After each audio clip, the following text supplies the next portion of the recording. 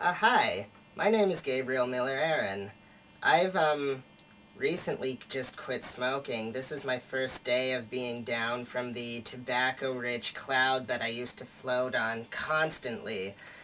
I do believe, however, that things are greatly simplified because for the past week or something, I have been smoking cigars and pipes as opposed to Joe Camel, whom I have broken up with recently.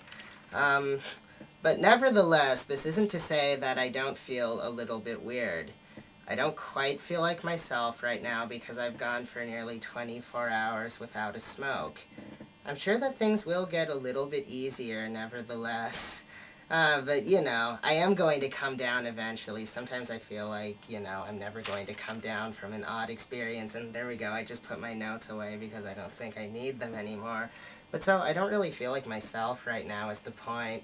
So then, I guess the question could really be, well, who do I feel like then, right? I mean, do I feel like my friend Tom, who's sitting right over there?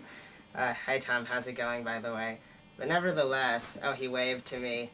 I'm sure that there are some parts of my brain that feel like myself, but then there are other parts of my brain that feel very much different from myself, but they still feel so much like myself that they can recognize that they do not feel normal like myself, you know what I'm saying? Sorry if this sounds like a bunch of babble and jabberwocky, okay, as they'd say. But nevertheless, I do feel a little bit depersonalized and sort of like I'm walking through a dream, right? And sometimes I have moody outbursts, just little episodes where I get really moody. And these are very interesting. I'd love to examine some of these feelings in more depth, and I'm sure I'm going to have to, on my smoke-free journey. Cha-cha-cha-cha. Nevertheless, I just think I just lost my train of thought.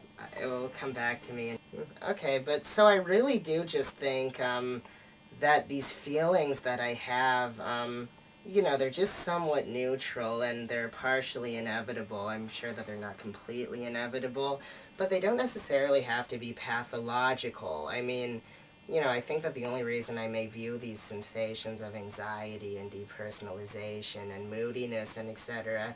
as pathological is because I have an outlook based on schemes and paradigms that tell me that these things are pathological, similar to a pathogen. In fact, what if instead of feeling as if this whole process is pathological, I have to quit, I view it more as, I'm just taking on a lifestyle adaptation that is a very helpful and joyous one, something that I should be happy about. I'm finally quitting smoking. I'm finally, altering my character to be that of someone who I like. And most importantly, I'm becoming well adapted and very stable of an individual.